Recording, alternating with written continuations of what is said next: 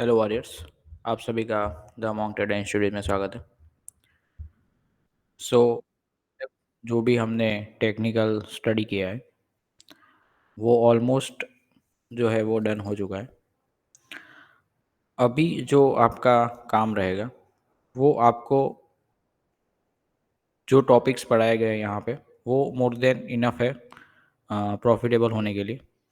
जो आपको अभी अपने काम करना है वो अपनी साइकोलॉजी और रिस्क मैनेजमेंट के ऊपर जो है वो फोकस ज़्यादा करना है। अभी यहाँ पे जो भी हमने टेक्निकल डिस्कस किए उसमें से आपको कोई भी एक टॉपिक भी अगर आप मास्टर करते हो उनको ही फॉलो करते हैं, जैसे कि कैंडल साइंस हो गया, ड्रोन लिक्विडिटी हो गया, अगर आप वो सेटअप को भी मास्टर कर रहे हो तब भी आप जो है वो प्रॉफिटेबल हो जाओगे अगर आप रिस्क मैनेजमेंट को फॉलो करते हो और रिस्क टू रिवॉर्ड को फॉलो करते हो। ये मेंटरशिप के बाद आपको कोई भी दूसरा मेंटरशिप ज्वाइन करने की ज़रूरत नहीं है, क्योंकि ये मेंटरशिप में जो है अगर आप ये मेंटरशिप या आईसीटी के कॉन्सेप्ट से प्रॉफिटेबल नहीं हो पा रहे हो तो आपको ट्रेडिंग छोड़ देना चाहिए। ठीक है, काफ़ी लोगों को बुरा रहेगा बट जो रियलिटी है वो मैं बताऊंगा। ठीक है, नाउ आज का जो टॉपिक है वो है कि ट्रेडिंग जो है आपने सीख लिया, टेक्निकल एनालिसिस सीख लिया, लेकिन कुछ लोग ऐसे होंगे जो अभी काफ़ी कम एज में होंगे तो उनके पास जो है वो फंड्स होते नहीं है। ठीक है, या फिर अगर फंड्स है तो छोटे हैं। अभी एक बात समझिए कि ट्रेडिंग में बहुत बड़े प्लेयर हैं और उनके पास करोड़ों अरबों में फंड है, और हम अगर 10-20 हज़ार से ट्रेडिंग कर रहे हैं तो उनको बीट करना ऑलमोस्ट इम्पॉसिबल हो जाएगा। तो उसके लिए क्या सॉल्यूशन है वो मैं आज के लेक्चर में आपको बताऊंगा। तो जो भी जिनका एज कम है, जिनका जॉब वो जो लोग नहीं कर रहे, ठीक है, और उनको डायरेक्टली ही फुल टाइम ट्रेडिंग पे आना है तो उनके लिए मैं आज एक सॉल्यूशन देने वाला हूँ। ठीक है, कि उनको जो है वो कुछ कंपनियां जो है वो ऐसी होती है कि अगर आप अपना स्किल जो है वो दिखाओ तो वो आपको फंड्स देने के लिए रेडी रहते हैं। ठीक है, तो वो कंपनियां जो है उनका सिस्टम क्या रहता है, उनके रूल्स क्या रहते हैं, ठीक है, उनका बिजनेस जो है वो कैसे कैसे वर्क करता है। ठीक है, सॉरी एक मिनट।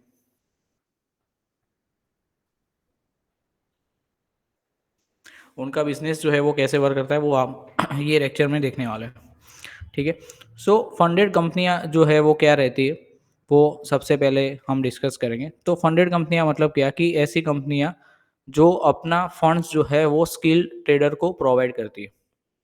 ठीक है, और बदले में वो लोग जो है वो सर्टेन रूल्स जो है वो डिसाइड करते हैं, वो हम डिटेल में समझेंगे। ठीक है, बट ऐसी कंपनियां जो स्किल ट्रेडर को फंड दे रही है, ठीक है, और उनका बेसिकली क्या फायदा रहता है वो हम डिटेल में स्टडी करेंगे। ठीक है,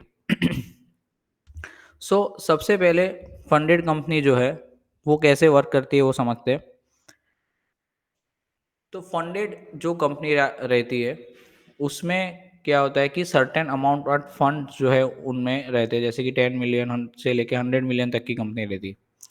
तो वो लोग क्या करते हैं कि अपने फंड्स जो है वो सर्टेन जो स्किल ट्रेडर है उनको प्रोवाइड करना चाहती है।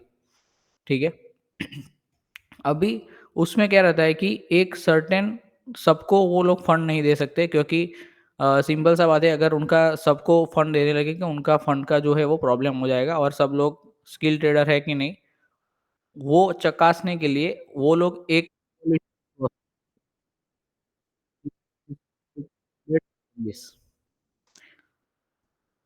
सो वो फंडेड चैलेंजेस जो है वो आपको जब पास करते हो तब वो कंपनी आपको फंड अलोकेट करती है। अभी मेजरली जो कंपनियां रहती है वो इवोल्यूशन प्रोसेस में आपको डेमो अकाउंट ही देती है, क्योंकि ऑब्वियसली बात है कि अगर मैं रियल फंड किसी में लगा रहा हूँ तो ऐसे ही नहीं लगाऊंगा, मैं उनको जो प्रोसेस अगर जिसने पास किया है उसके बाद मैं उनको रियल फंड देता हूँ। ठीक है, तो जो भी प्रोसेस या चैलेंजेस आपको दे रहे हैं उनको फंडेड के टर्म में बोलते हैं इवोल्यूशन प्रोसेस। ठीक है, वो इवोल्यूशन प्रोसेस को हम डिटेल में देखेंगे, ठीक है, कि कैसे रहता है। नाउ जो भी अकाउंट्स आपको मिल रहे हैं उनको बोलते हैं हम फंडेड अकाउंट, यानी किसी के द्वारा फंड किए गए अकाउंट आपके पास है, ठीक है? इसलिए हम उसको बोलते हैं funded account. Then profit sharing क्या रहता है कि मान लीजिए कि आप अकाउंट पास कर रहे हो, ठीक है? लेट्स से मैंने $10,000 का अकाउंट लिया और उसमें से सॉरी, मैंने $2,000 का प्रॉफिट जो है वो 1 मंथ में किया।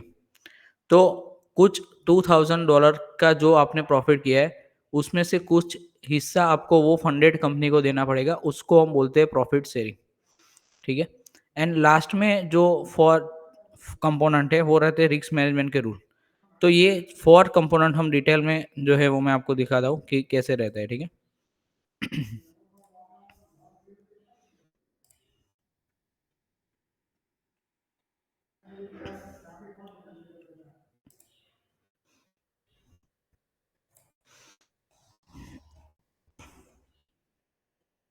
इससे ये एक फंडेड कंपनी है ग्वाडियर फंडिंग करके, ठीक है? ये मेरे मेंटर भी रहे हैं, ठीक है? ग्वाडियर उनका ही कंपनी है। सो जनरली जो है वो उनका इंटरफेस कैसा रहता है, ट्रेडिंग रूल्स कैसे रहते हैं, वो मैं आपको दिखाना चाहता हूँ, ठीक है? यहाँ पे देखिए, जो हमने फर्स्ट पीपीटी में देखा कि इवोल्यूशन प्रोसेस जो है वो फंडेड कंपनी में रहते हैं, वो कैसे रहते हैं हम डिस्कस करते हैं। सो यहाँ पे देखिए क्या हो रहा है कि 3 इवोल्यूशन प्रोसेस है जिसमें से आपको चूज़ करना रहता है।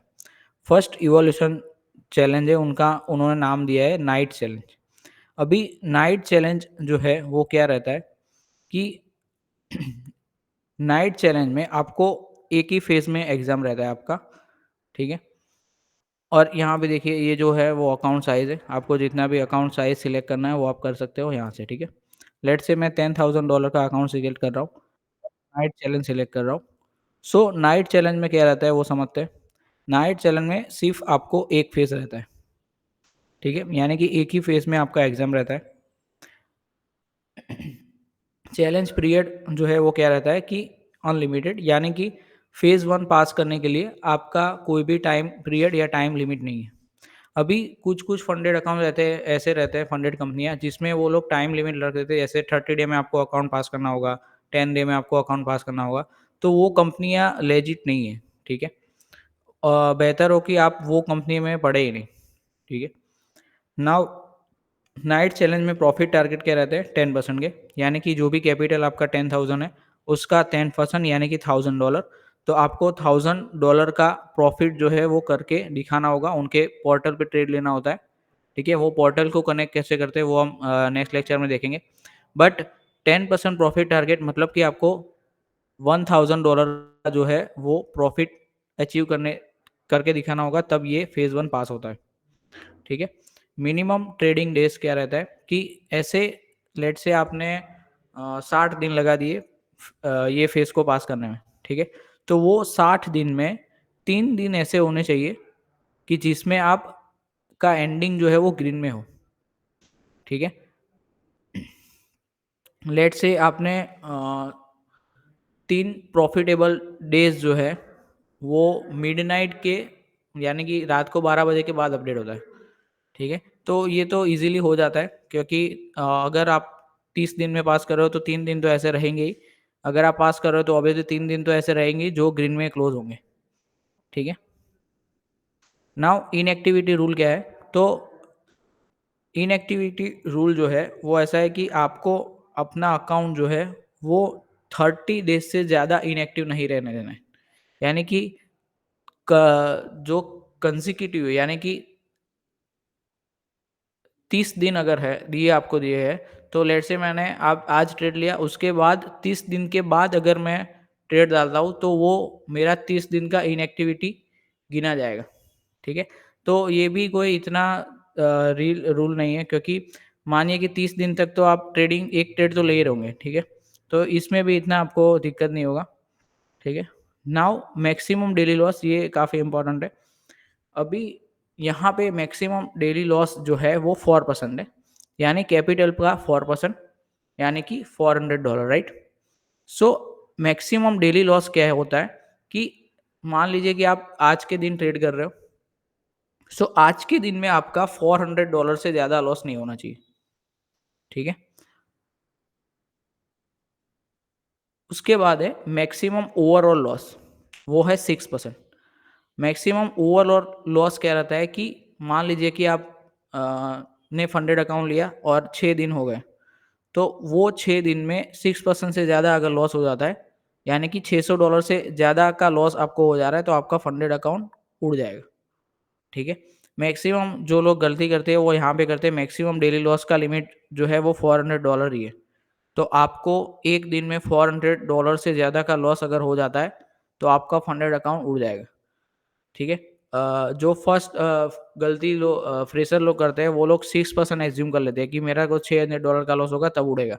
बट आपको मैक्सिमम डेली लॉस भी है वो ध्यान में रखना होगा, ठीक है? तो आपका डेली लॉस जो 400 लिमिट है, उससे अबोव अगर ज़्यादा है तो भी आपका अकाउंट लो हो जाएगा, ठीक है? नाउ लेवरेज की बात कर रहे हैं। लेवरेज जो है आपको 1:50 दे रहा है, जो कि काफ़ी अच्छा है, ठीक है? काफ़ी फंडेड अकाउंट जो है वो 1:30, 1:2 का ही दे रहा है, ठीक है? तो आपको लेवरेज भी अगर कोई कंपनी अच्छा है या बुरा है, वो कैसे चेक करता है? तो लेवरेज भी आपको देखना होगा। देन मैक्सिमम ओवरऑल लॉस जो है वो कितना है, वो भी आपको देखना होगा, ठीक है? और प्रॉफिट टारगेट जो है वो 10% या 12% से ज़्यादा नहीं होना चाहिए, ठीक है? तो वो आपको देख के पता चलेगा कि कौन-सा कंपनी लेजिट है, नहीं है, ठीक है? देन वीकेंड होल्डिंग क्या रहता है कि सैटरडे संडे को आप अगर होल्ड करना चाह रहे हो ट्रेड, तो वो लोग अलाउड कर रहे हैं, ठीक है? तो ये भी अच्छी बात है। नाउ रिफंडेबल फ़ी जो है वो 100% है, यानी कि अगर आप इवोल्यूशन फेज़ पास करते हो और उसके बाद एक पे आउट लेते हो, तब वो पे आउट के साथ आपका जो भी फंडेड चैलेंजेस का फ़ी है, जैसे यहाँ पे $99 है, ठीक है? तो वो आपको रिफंड हो जाता है, ठीक है? नाउ ये बात हुई नाइट चैलेंज की, ठीक है? तो जब भी आप ये प्रॉफिट्स के टारगेट्स, ये रिस्क लिमिट के अंडर कर देते हो कंप्लीट, तो आपका फेज़ 1 पास गिना जाता है और आपको फिर रियल फंड जो है वो पे बुक 2 बोलते हैं उसको। जहाँ पे भी आप जब चैलेंज फेज़ आपको देते हो तो डेमो अकाउंट में देते हैं, ठीक है? एंड देन उसके बाद जब आप फेज़ पास कर देते हो तब आपको रियल फंड देते हैं, उसको बोलते हैं पे बुक 2, ठीक है? अभी काफ़ी कंपनी ऐसी रहती है कि वो लोग डेमो में ही काम करते हैं। उस इवन आपका इवोल्यूशन जो है चैलेंज आपने पास भी कर लिया, उसके बाद भी वो लोग आपको डेमो अकाउंट ही देते हैं और जब भी आपका प्रॉफिट निकालते हो आप, तो वो आपको प्रॉफिट डायरेक्ट दे देते हैं, ठीक है? तो वो कंपनी आई थिंक लेजिट नहीं है। ग्वाडियर फंडिंग में ऐसा नहीं है, ठीक है? मैं आपको बताऊँगा कि प्रोफॉर्म को कंपेयर कैसे करते हैं, वो भी हम देखेंगे, ठीक है? नाउ दूसरा जो चैलेंज है, वो देखते हैं रॉयल चैलेंज। रॉयल चैलेंज में क्या रहता है कि जो नाइट चैलेंज था, उसमें सिर्फ़ 1 फेज़ था। रॉयल चैलेंज में आपको 2 फेज़ देखने को मिलेंगे, ठीक है? यहाँ पे भी देखिए चैलेंज पीरियड अनलिमिटेड है, यानी कितने भी टाइम में आप पास कर सकते हो। नाउ प्रॉफिट टारगेट्स क्या है, वो देखते हैं। फेज़ 1 का प्रॉफिट टारगेट 8% है। यहाँ पे नाइट चैलेंज में 10% था, ठीक है? यहाँ पे 8% है। फेज़ 2 का जो प्रॉफिट टारगेट है, यानी अगर आप 8% प्रॉफिट कर लेते हो फेज़ 1 में, तो आपका फेज़ 1 पास हो जाएगा। तो फेज़ 2 जो है, उसमें आपको 5% का प्रॉफिट करना होगा, तब आपका फेज़ 2 जो है वो पास हो जाएगा। नाउ यहाँ पे भी सेम रूल है कि मिनिमम ट्रेडिंग डेज़ है, वो दोनों फेज़ में मिनिमम 3 प्रॉफिटेबल डेज़ होने चाहिए, ठीक है? Inactivity same 30 days, right? यहाँ क्या हो रहा है कि मैक्सिमम डेली लॉस वहाँ पे नाइट चैलेंज में 4% था, यहाँ पे 5% है, ठीक है? फेज़ 1 में भी 5% है, फेज़ 2 में भी 5% है, जो कि अच्छी बात है। मैक्सिमम ओवरऑल लॉस जो है वो 10% है, यहाँ पे भी 10% है, ठीक है? तो दोनों फेज़ में मैक्सिमम ओवरऑल 10-10% का है, ठीक है? वहाँ पे सिर्फ 6% का था नाइट चैलेंज में, यहाँ पे 10% का है। तो ये वाला जो अकाउंट है, उसका आप देखिए कि रिस्क टॉलरेंस लिमिट आपको ज़्यादा दिया है, 10% का दिया है, ठीक है? और डेली लॉस लिमिट वहाँ पे 4% का था, यहाँ पे 5% दिया है दोनों फेज़ में, ठीक है? नाउ लेवरेज वहाँ पे 1:50 था, यहाँ पे 1:100 आपको मिल रहा है, ठीक है? तो वो भी उससे बेटर है नाइट चैलेंज से। वीकेंड होल्डिंग दोनों में यस है। यहाँ पे देखिए रिफंडेबल फिर भी 100% रिफंड है, ठीक है? तो आप जब भी फर्स्ट पे आउट लेते हो तो यहाँ पे भी आपको फी अपना रिफंड हो जाएगा, आपका रिफंड हो जाएगा, ठीक है? नाउ एम्परर चैलेंज देखते हैं। एम्परर चैलेंज में 3 फेज़ रहते हैं, ठीक है? जिसमें प्रॉफिट टारगेट 8%, 5% और 5% रहेंगे। सेम मिनिमम 3 प्रॉफिटेबल डेज़ आपको निकालना है। Inactivity period 30 day. नाउ यहाँ पे देखिए मैक्सिमम डेली लॉस लिमिट 5% है, तीनों के तीनों फेज़ की। देन मैक्सिमम ओवरऑल लिमिट जो है, ओवरऑल लॉस लिमिट 10% का है। यानी आपका ओवरऑल लॉस जो है वो 10% से ज़्यादा नहीं होना चाहिए, वरना आपका फंडेड अकाउंट उड़ जाएगा, ठीक है। लेवरेज यहाँ पे 1:30, यहाँ पे लेवरेज काफ़ी कम है, ठीक है, तो बेटर है कि आप एम्पायर चैलेंज में ना ही जाओ, ठीक है। वीकेंड होल्डिंग यहाँ पे भी यस है और रिफंडेबल फिर भी यस है, ठीक है। जो मेजर डिफरेंस है वो लीवरेज में आ रहा है, ठीक है, कि फेज 3 में। और दूसरा एक साइकोलॉजिकल भी है कि आप 3 फेज पास करने में बहुत ही मतलब बोरिंग सा लगता है, ठीक है। तो बेटर है आप रोयल चैलेंज या नाइट चैलेंज कोई प्रीफर करो, ठीक है। और अगर आप फर्स्ट टाइम ले रहे हो तो बेटर है आप रॉयल चैलेंज के पास जाओ, क्योंकि यहाँ पे रिस्क टॉलरेंस लिमिट जो है वो 10% का है, ठीक है। और अगर आप पहले भी फंडेड अकाउंट पास कर चुके हैं या पे आउट ले चुके हैं दूसरी कंपनी से, तो आप डायरेक्टली नाइट चैलेंज में जा सकते हो। और यहाँ पे देखिए कि रिस्क लिमिट सिर्फ 6% ही है, तो आपको यहाँ पे विनिंग रेट भी आपका हाई चाहिए, ठीक है, और रिस्क मैनेजमेंट भी बहुत सॉलिड चाहिए, ठीक है। तो अगर आप फ्रेशर हो तो बेटर हो कि आप रॉयल चैलेंज में जाओ, ठीक है। और दूसरा कि आपको, अगर आप फ्रेशर ही हो तो आपको लोएस्ट अकाउंट ही यानी $10,000 या $5,000 का अकाउंट ही लेना है। डायरेक्टली आपको 1 सीआर 2 सीआर पे नहीं जाना है, ठीक है, क्योंकि वो साइकोलॉजी आपका बिल्डअप अभी हुआ नहीं होता है। तो जब भी आप फंडेड का अपना जर्नी चालू करो तो ऑब्वियसली आप मिनिमम जो अमाउंट है वहाँ से स्टार्ट करो, $5,000 या $10,000 तक आप जा सकते हो, ठीक है। $25,000 का भी मैं आपको रिकमेंडेशन नहीं करूँगा, ठीक है। सो यहाँ पे आपको क्या करना है कि लेट्स से मुझे $10,000 का बाय करना है, तो आप यहाँ से सिंपली परचेस कर सकते हो, ठीक है, परचेस नाउ पर जाके। एंड फिर आपका जो है वो आप सब डिटेल्स जो है वो फुलफिल करके प्रोसीड टू पेमेंट कर सकते हो, ठीक है।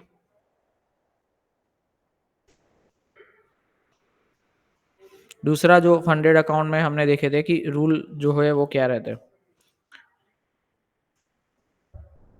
वो हम देखने वाले हैं, ठीक है। नाउ रूल्स अगर आपको देखने हैं कि कैसे रहते, तो आपको एफएक्यू में जाना है, ठीक है। यहाँ पे आपको सारा इन्फॉर्मेशन जो है वो मिल जाएगा कि कंपनी क्या है, ठीक है, उनके इवोल्यूशन फेज में कौन से नाइट चैलेंज, कौन से जैसे नाइट चैलेंज है, रॉयल चैलेंज है, एम्पायर चैलेंज है, ठीक है। प्रॉफिट स्प्लिट के बारे में हम देखते हैं कि यहाँ पे देखिए कि अगर आप $10,000 का अकाउंट पास करते हो तो आपको ऑलमोस्ट 80% का प्रॉफिट स्प्लिट जो है वो नाइट चैलेंज और रॉयल चैलेंज में मिल जाएगा, ठीक है। 75% का प्रॉफिट स्प्लिट आपको एम्पायर चैलेंज में मिलेगा, ठीक है। तो बेटर है आप नाइट और रॉयल चैलेंज में ही जाओ, ठीक है। अभी 80% का प्रॉफिट स्प्लिट मतलब क्या कि मानिए कि मैंने 10,000 का डॉलर अकाउंट पास किया है और एक मंथ में मैं $1,000 का प्रॉफिट कर रहा हूँ, तो उसका $1,000 का 80% जो है वो मुझे मिल जाएगा और 20% वो लोग ले जाएंगे, ठीक है। ट्रेडिंग प्लेटफॉर्म क्या रहता है, जैसे कि इंडिया में भी हमने देखते हैं कि कुछ कुछ ब्रोकर्स रहते हैं, जैसे कि ज़ेरोधा है, ग्रो है, ठीक है। तो उनके थ्रू हम क्या करते हैं, ट्रेडिंग करते हैं, उनके थ्रू अपने ऑर्डर जो है वो एग्जीक्यूट करते हैं। तो सिमिलरली फॉरेक्स में भी जो है वो ट्रेडिंग प्लेटफॉर्म रहते हैं, MT5 MT4 रहते हैं, सी ट्रेडर भी रहता है, ठीक है, मैच ट्रेडर भी रहता है। तो ये जो 3-4 ब्रोकर है वो काफ़ी लेजिट है, यानी जो भी फंडेड कंपनियाँ आपको लेजिट ब्रोकर प्रोवाइड कर रहे हैं, तो वो फंडेड कंपनियाँ अच्छी मानी जाएगी, ठीक है। MT4 होगा, MT5 होगा, मैच ट्रेडर होगा, सी ट्रेडर होगा, ट्रेड लॉकर होगा, डीएक्स ट्रेड है वो भी अच्छा है, ठीक है। तो ये 4-5 ब्रोकर है, वो मस्ट है कि वो कंपनियाँ वही ब्रोकर के साथ अलाइन है। मान लीजिए कि अगर कोई दूसरा ब्रोकर आपको आउटसाइड पार्टी का वो फंडेड कंपनी दे रहा है, तो वो अच्छा बात नहीं है, क्योंकि हो सकता है कि वो लोग वो ब्रोकर के साथ अलाइन हो और आपका जो ऑर्डर्स या लिक्विडिटी है वो दूसरे जगह ट्रांसफ़र कर रहे हो, ठीक है। नाउ रिस्क मैनेज का रिक्वायरमेंट क्या है वो हम डिटेल में देखेंगे, ठीक है। ये इतना कुछ नहीं है, सब यहाँ पे देखिए फॉरेक्स कॉमो मतलब करेंसी भी आ गया है, ठीक है, बीटीसी भी आता है। तो वो भी आप एक बार देख लीजिए कि ये कोई भी फंडेड कंपनी है वो कौन से अभी कुछ कुछ ऐसी है कि बीटीसी में अलाउड नहीं करती ट्रेडिंग का, तो वो आप देख सकते हो। यहाँ पे देखिए सब कुछ है, जैसे क्रिप्टो करेंसी में भी आप ट्रेड कर सकते हो, इंडेक्सेस में भी कर सकते हो, कमोडिटीज में भी कर सकते हो और फॉरेक्स में भी कर सकते हो। फॉरेक्स मतलब करेंसी, ठीक है।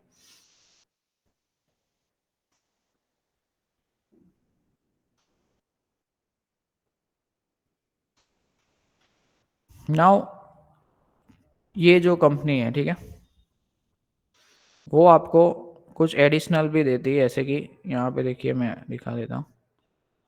लेट्स से मैं नाइट चैलेंज सिलेक्ट कर रहा हूँ $10,000 का, ठीक है। यहाँ पे देखिए क्या हो रहा है, यहाँ पे देखिए कि ऐड ऑन अगर आपको 90% प्रॉफ़िट स्प्लिट चाहिए, ठीक है? तो आप यहाँ पे सिलेक्ट कर सकते हो। तो जो $99 का आपको पे करना था, वो अभी ज बढ़ जाएगा $14 से, यानी 15% से बढ़ जाएगा। तो अगर आपको कॉन्फिडेंस है कि आप पास कर लोगे, ठीक है? तो आप 90% प्रॉफ़िट स्प्लिट जो है, वो पहले से सिलेक्ट करके प्रोसीड टू पेमेंट कर सकते हो, ठीक है? तो वो ऐड ऑन जो है, वो लोग देते हैं। अगर आप कोई भी ऐड ऑन नहीं करना चाहते, तो सेम फ़ी रहेगा $99 का, ठीक है?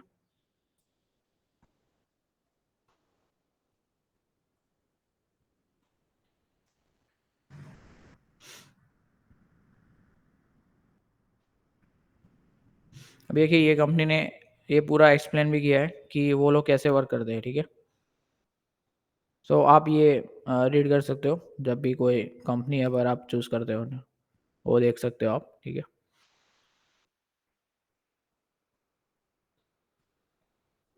यहाँ पे देखिए फ्री री-एंट्री क्या रहता है कि अगर मानिए कि आप कोई भी फंडेड अकाउंट ले रहे हो और आपने ब्लो कर दिया, ठीक है? यानी उड़ा दिया, तो दूसरी बार जब आप लेते हो तो आप यहाँ पे ये कंपनी 10% आपको डिस्काउंट दे लेगी, ठीक है? तो वो भी अच्छी बात है।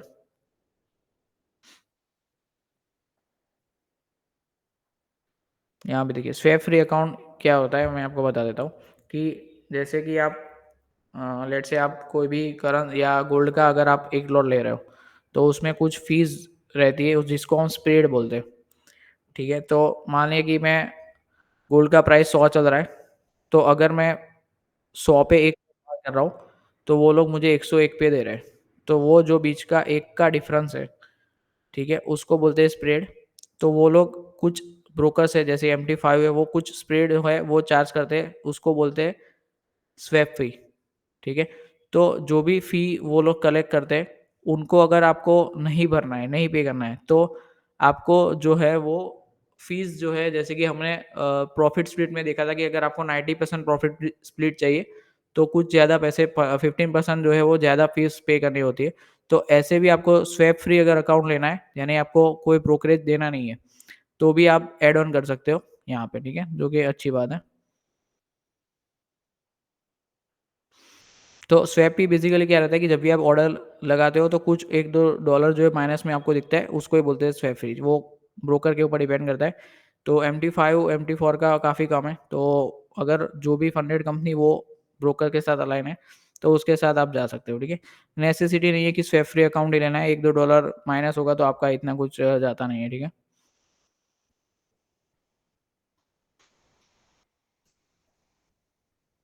ये सब आप देख सकते हो केवाईसी वेरिफिकेशन में Aadhaar card, government ID, driving licence जो है वो यूज़ होता है।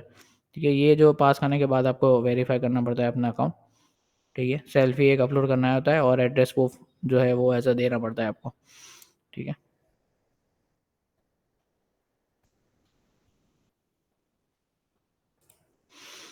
अभी स्लीपेज जो है वो क्या रहता है मैं आपको बता देता हूँ। लेट्स से मानिए कि कई बार क्या होता है कि हाई इम्पैक्ट न्यूज़ रहता है जैसे कि एफओएमसी, एनएफपी है, ठीक है? सीपीआई है, तो उनमें जो है वो कई बार अगर आप मानिए कि 100 पे बाय कर रहे हो, तो स्लिपेज की वजह से वो लोग एग्ज़ीक्यूट करता है 110 पे। तो वो जो है वो उसको बोलते हैं स्लिपेज, ठीक है? तो या तो कई बार एकदम फ़ास्ट मोमेंटम जो आता है तो उसके बाद आपके ऑर्डर्स जो है वो स्लिप हो जाते हैं, ठीक है? तो जहाँ पे सेल या बाय करना था वहाँ पे उसके अलग जगह पे सेल या बाय होता है, ठीक है? तो उसको बोलते हैं स्लिपेज, ठीक है? तो बेटर है कि आप हाई इम्पैक्ट जब न्यूज़ होता है तब आप ट्रेड ना ही करो और वो रिस्ट्रिक्टेड भी रहता है, ठीक है? वो आगे देखेंगे हम। अभी पे आउट जो अगर आप पास करते हो तो उसके बाद पे आउट जो है वो 2 तरीके से वो लोग दे रहे हैं। बैंक ट्रांसफ़र डायरेक्टली आप बैंक ट्रांसफ़र भी कर सकते हो और क्रिप्टो करेंसी में भी आप ले सकते हो, ठीक है? जब भी मैं रिकमेंडेशन करूँगा कि अगर आप छोटे पे आउट निकाल रहे हो जैसे कि $200, $500 तो आप ड डायरेक्टली बैंक ट्रांसफ़र जो है वो कर सकते हो। जब आप $10,000 $20,000 का पे आउट लेते हो तो आप वो क्रिप्टो करेंसी में कैसे लेते हो मैं आपको बताऊँगा, ठीक है? टैक्स की क्या बात है कि आपको इंडिया में जो है लीगली टैक्स जो है वो पे करना ही पड़ता है और जो भी लोग भी एंड ट्रांसफ़र करते हैं उनको तो क्लियर कट आपको बताना ही पड़ेगा गवर्नमेंट को, ठीक है? तो उनके जो आप सीईओ के बता दोगे तो वो लोग तुरंत ही समझ जाएँगे, ठीक है? तो उसके अनुसार आप जो है वो टैक्स जो है आपको पे करना होगा, ठीक है? नाउ ट्रेडिंग रूल्स ये मेन है, ठीक है। तो ट्रेडिंग रूल्स में क्या रहता है वो हम देखते हैं। अभी जो भी नाइट चैलेंज रहता है उसमें मैंने बताया कि एक स्टेप का ही रहता है नाइट चैलेंज। तो मैक्सिमम डेली लॉस जो है वो 4% है, यानी कि अगर आपका डेली लॉस $400 से, अगर आप $10,000 का अकाउंट ले रहे हो तो आपका डेली लॉस यानी आज के दिन का लॉस चार $400 से ज़्यादा अगर हो गया तो आपका अकाउंट ब्लो हो जाएगा, ठीक है। सिमिलरली रोयल चैलेंज में और एम्पायर चैलेंज में भी आपको डेली लॉस जो है वो 5% है, यानी $500 से ज़्यादा का लॉस अगर आपको हो रहा है तो आपका अकाउंट $10,000 का जो है वो ब्लो हो जाएगा, ठीक है। नाउ मैक्सिमम ओवरऑल लॉस यानी कि टोटल लॉस जो है वो आपका नाइट चैलेंज में 6% से ज़्यादा नहीं होना चाहिए। डेली लॉस क्या है कि आज के दिन का लॉस जो है वो 4% से ज़्यादा नहीं होना चाहिए, उसको बोलते हैं डेली लॉस। और ओवरऑल लॉस जो है वो कितना है, 6% है, यानी वो $600 से ज़्यादा जो है वो आपका नहीं होना चाहिए नाइट चैलेंज में, ठीक है। और रॉयल और एम्परर चैलेंज में 10% था, यानी कि $1000, राइट। तो ओवरऑल लॉस जो है वो 1000% से $1000 से ज़्यादा हो जा रहा है तो आपका फंडेड अकाउंट उड़ जाएगा, ठीक है। प्रॉफिट टारगेट ऑलरेडी हम डिस्कस कर चुके हैं। नाइट चैनल में 10% है, रॉयल चैनल में फेज 1 और फेज 2 के प्रॉफिट टारगेट क्या रहते हैं, एम्पायर में क्या रहते हैं, ठीक है।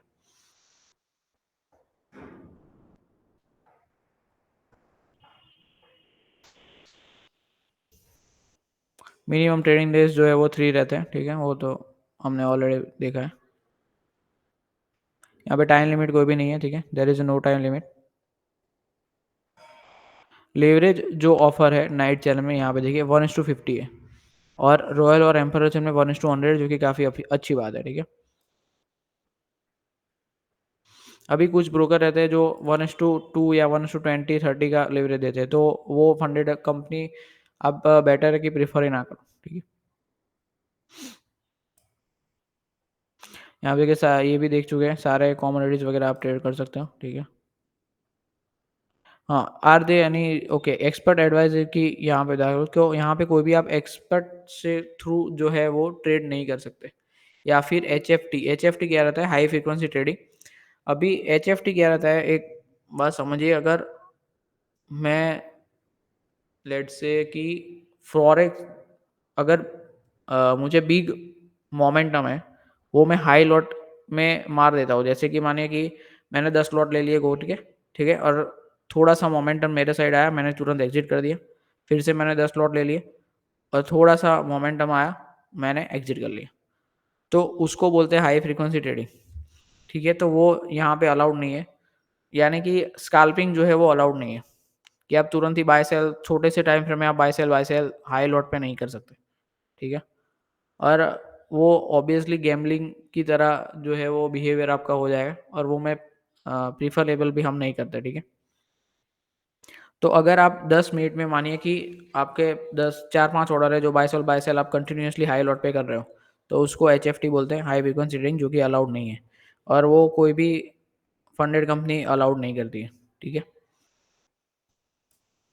यहाँ पे वीकेंड ट्रेडिंग ऑलरेडी अलाउड है, ठीक है, होल्ड आप कर सकते हो। स्टॉप लॉस रिक्वायरमेंट, तो यहाँ पे कोई भी स्टॉप लॉस रिक्वायरमेंट नहीं है। उसका मतलब क्या है कि ज़रूरी नहीं है कि अगर आप कोई भी ट्रेड ले रहे हो तो उसमें आपका स्टॉप लॉस लगाना ही चाहिए। अगर आपने स्टॉप लॉस नहीं भी लगाया तो भी कोई दिक्कत वाली बात नहीं है, ठीक है। ट्रेड कॉपियर ओके, यहाँ पे ट्रेड कॉपियर अलाउड है। अभी यहाँ पे काफ़ी लोग गलती करते हैं कि वो लोग मान लेते हैं कि ट्रेड कॉपी करना जो है वो अलाउड है, ठीक है। तो वो क्या करते हैं कि लेट्स से मैं हूँ और मेरा दोस्त हूँ, तो वो लोग सेम कंपनी में जो है वो अकाउंट ले लेते हैं और एक दूसरे के ट्रेड जो है वो कॉपी करते हैं। तो ऐसा वाला बात यहाँ पे नहीं है, वो तो ऑलरेडी अलाउड नहीं है। कॉपी ट्रेडिंग अलाउड है, उसका मतलब क्या कि मानिए कि सर्टेन एक पर्सन है, अगर आप एक पर्सन अकाउंट ले रहा है, जैसे कि मैं अकाउंट ले रहा हूँ, मैंने $10,000 का अकाउंट लिया, उसको पास किया, उसके बाद मैंने दूसरा $10,000 का अकाउंट लिया, ठीक है?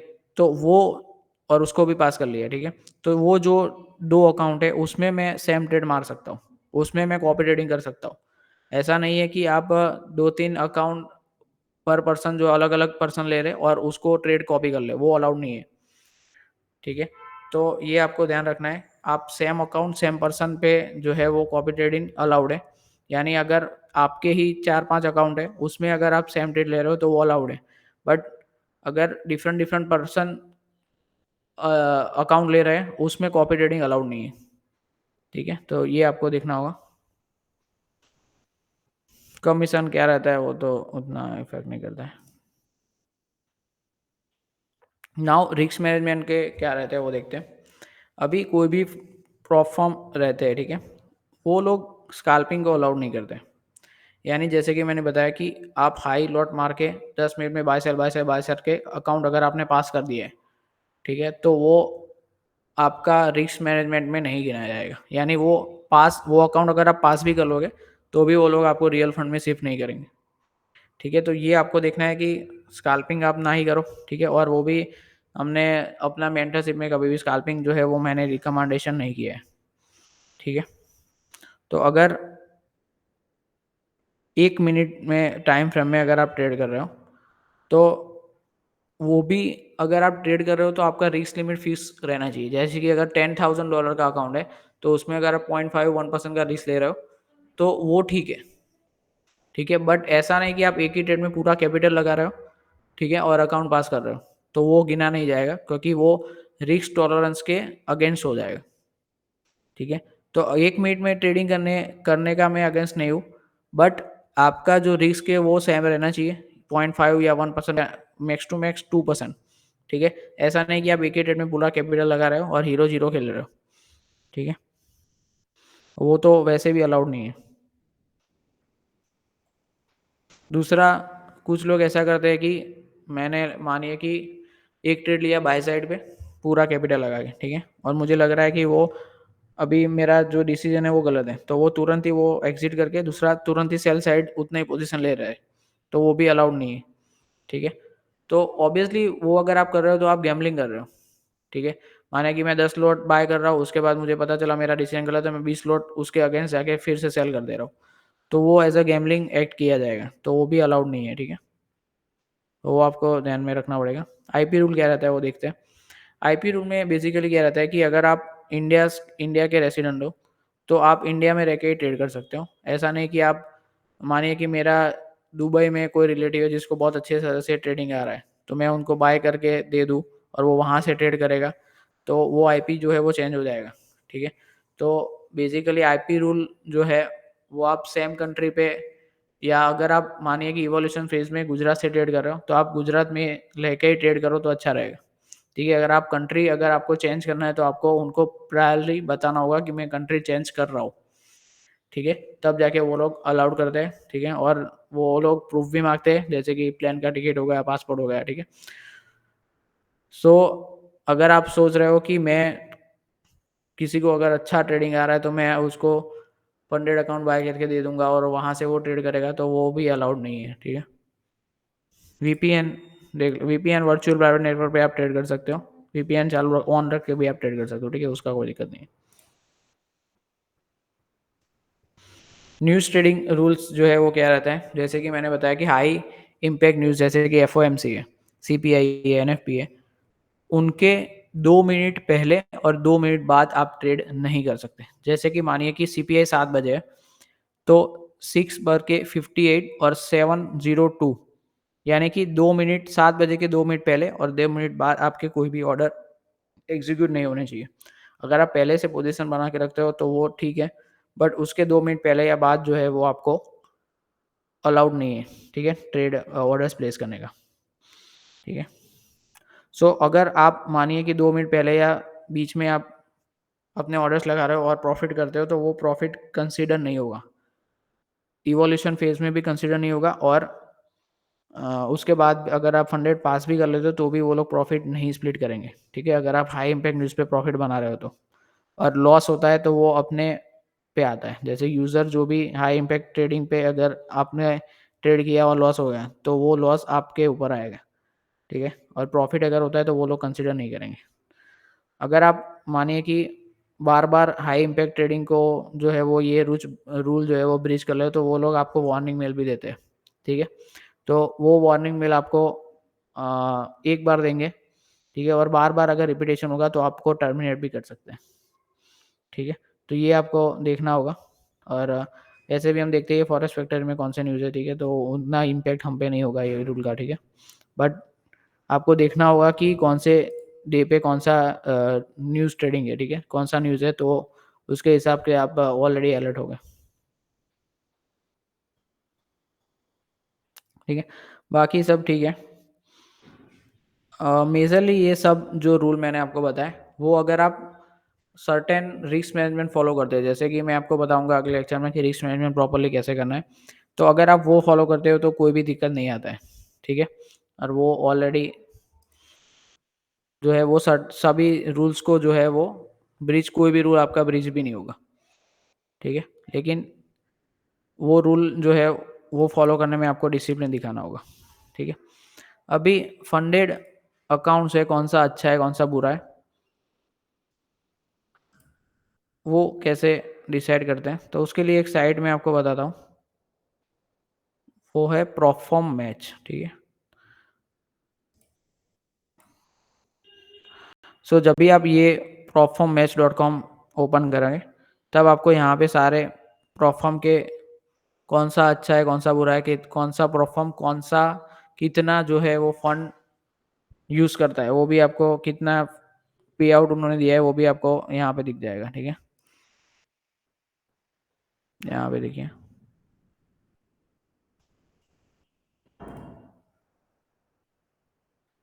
यहाँ पे एक ही प्लेटफॉर्म में आपको सारे रूल्स जो है वो भी देखने को मिल जाएंगे, ठीक है? सो बेसिकली फंडिंग पिप्स अच्छा है, 5 ईयर्स भी अच्छा है, FTMO इंडिया में नहीं चलता है, ठीक है? फंडेड नेक्स्ट भी अच्छा है, अल्फा कैपिटल भी अच्छा है, एक्वा ट्रेडर अच्छा है, ठीक है? फंडिंग ट्रेडर्स भी अच्छा है, E8 मार्केट भी अच्छा है, ठीक है? तो जो आपके टॉप के आपको दिख रहे हैं वो आप ले सकते हो, ठीक है? और यहाँ पे आप देख सकते हो कंपेयर करके, कि यहाँ पे ऑफर्स में जाके अगर आप देखोगे तो डिस्काउंट भी आपको मिल जाएगा, ठीक है?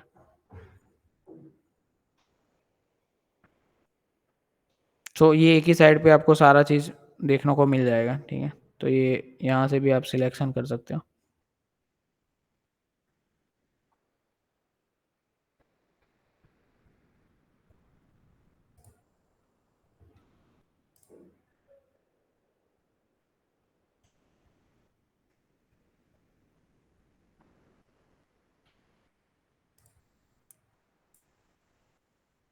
अभी वापस मैं आ जाता हूँ।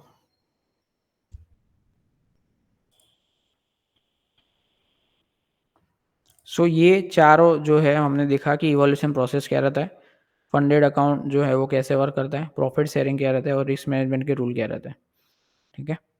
नाउ फंडेड कंपनी क्यों चूज़ करना चाहिए, तो सबसे पहला रीज़न तो सिंपल है कि आपको दूसरे जो फंड्स है उनसे आपको ट्रेड करने को मिल रहा है। दूसरा, अगर 10% का उन्होंने रिस्क लिमिट दिया है, अभी किसी लोगों को ऐसा डाउट होता है कि अगर मैंने 10% का लॉस कर दिया तो वो मुझे पे करना होता है क्या? नहीं, ऐसा नहीं होता है। अगर आप 10% का लॉस कर दे हो तो आपका सिंपली जो आपने फीस पे किया था वो आपका चला जाएगा, ठीक है? वो 10% आपको पे नहीं करना होता है, और वही सबसे अच्छी बात रहती है, ठीक है? कि यहाँ पे लॉस जो है वो अपने ऊपर नहीं आता है। तो आपका जो फंडेड कंपनी में रिस्क रहता है वो इतना ही रहता है कि जो भी आप फीस पे कर रहे हो फंडेड अकाउंट की, वही आपका रिस्क रहता है, ठीक है? अभी कुछ-कुछ प्रोफॉर्म्स रहते हैं, उनके हिडन सीक्रेट जो मैं आपको बताता हूँ, ठीक है? अभी कुछ प्रोफॉर्म में आप देखेंगे कि सर्टेन रूल्स जो ट्रेडिंग के रूल्स रहते हैं, जैसे कि कुछ को 15% प्रॉफिट टारगेट रख देते हैं और आपको 5% का ड्रॉ डाउन जो है वो अलाउड करते हैं। तो वो ऑब्वियसली ऑब्वियसली आपका पास करने का जो है वो इम्पॉसिबल हो जाएगा। और दूसरा बात समझिए कि अगर मानिए कि आप कोई फंडेड कंपनी चला रहे हो और आप 100 लोगों को आपके पास आ रहा है फंडेड चैलेंजेस बाय कर रहे हैं, तो आपको पता ही है कि सक्सेस रेशियो जो ट्रेडिंग का है वो 2 to 3% नहीं पास कर सकते ट्रेडिंग चैलेंजेस। तो 100 में से 2 से 3 लोग ही पास करने वाले हैं, और वो बात उनको अच्छे से पता है। तो जो भी 98 90 लोगों जो फेल हो रहे हैं, तो उनके जो फीस है वो उनको मिलते हैं, ठीक है? तो वो लोग चाहते हैं कि आप फेल ही हो, क्योंकि उनका रेवेन्यू जो है वो वहाँ से बनता है, ठीक है?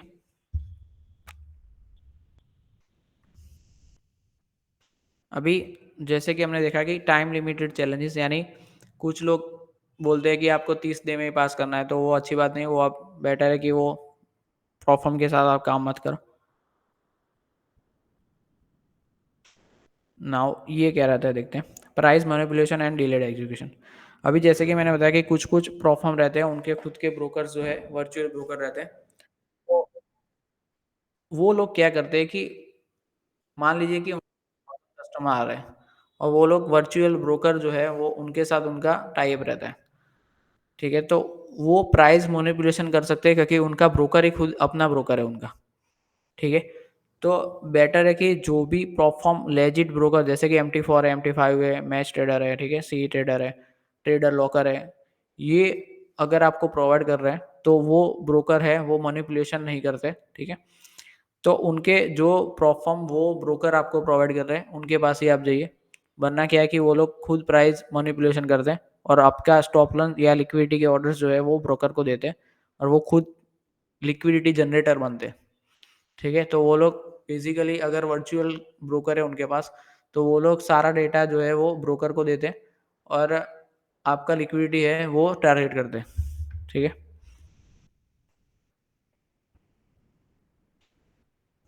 नाउ काफ़ी कंपनियाँ हैं जो आपको सिर्फ़ डेमो अकाउंट प्रोवाइड करती है, ठीक है? और जब भी आप डेमो अकाउंट में पास करते हो, ठीक है? तो उसके बाद आपको काफ़ी कंपनियाँ जैसे कि द फंडेड ट्रेडर करके कंपनी थी, उन्होंने फ्रॉड भी किया था, पे आउट जो है वो नहीं दिए थे, ठीक है? तो ऐसे फ्रॉड्स भी होते हैं फंडेड कंपनी में, तो आपको वो भी देखना होगा, ठीक है? तो बेटर है कि आप जो टॉप 5 या 10 जो कंपनियाँ हैं, उनके पास ही रहे, ठीक है? ताकि आप सेफ भी रहे, ठीक है? काफ़ी लोग जो है आपको ललचाने की कोशिश भी करेंगे, जैसे कि अभी रिसेंट में चल रहा है कि मैं 1 करोड़ का अकाउंट आपको 50% डिस्काउंट में दूँगा, ठीक है? तो बेसिकली आप बात समझिए, अगर आप किसी भी 1 करोड़ का अकाउंट आपको 50% में दे रहा है, तो वो आपको ललचाना चाहता है, ठीक है? क्योंकि जो भी लेजिट कंपनी है, वो डिस्काउंट आपको मैक्स टू मैक्स 5 टू 10% रहता है। 50-60% डिस्काउंट वो लोग नहीं देते, तो अगर आप दे रहे हो, कोई कंपनी दे रही है आपको, तो उसमें बेटर है कि आप पहले से ही ना जाओ, ठीक है? काफ़ी कंपनियाँ ऐसा भी लालच देती है कि मैं आपको इंस्टेंट फंडिंग दे दूँगा। जैसे कि आप इवोल्यूशन प्रोसेस पास मत करो, डायरेक्ट इंस्टेंट फंडिंग आपको मिल जाएगा और आपको लेट्स से $5000 का इंस्टेंट फंडिंग दे रहा है, लेकिन बहुत उसका अमाउंट जो है फ़ीस रहती है, वो बहुत हाई रहती है। $5000 के लिए वो 25,000 चार्ज करते हैं आपको। ठीक है? तो बेटर है कि आप इंस्टेंट फंडिंग में भी मत जाओ, क्योंकि वहाँ पे आपको जो लेवरेज है वो भी कम कर देंगे आपका। दूसरा स्लीपेज होगा, स्प्रेड जो है, ब्रोकरेज है, सब वो लोग ज़्यादा ही कर देंगे। तो बेसिकली आप इंस्टेंट फंडिंग में प्रॉफ़िट जो है वो निकाल ही नहीं पाएँगे। ठीक है? तो बेटर है कि आप इवोल्यूशन प्रोसेस पास करके ही जाओ। ठीक है? और लेजिट कंपनियों के पास ही अपना बिज़नेस जो है वो रन करें।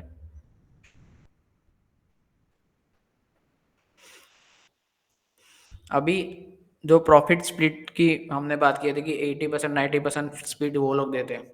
तो 80% स्प्लिट जो है वो अच्छा है, ठीक है?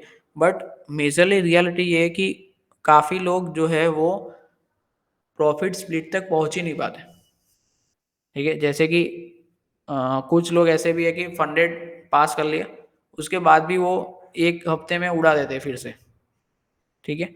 तो ये मिथ है कि अगर आपने पास कर लिया तो आपको एक्साइटमेंट में नहीं आ जाना है, ठीक है? कि अब तो I am the king of the jungle, ठीक है?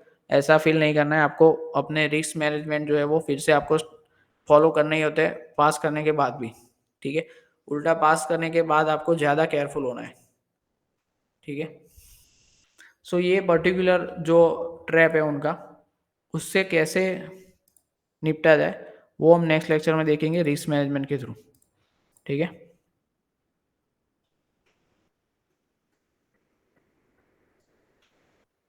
ठीक है, तो फिलहाल के लिए इतना रखते हैं। मिलते हैं नेक्स्ट लेक्चर में। Thank you.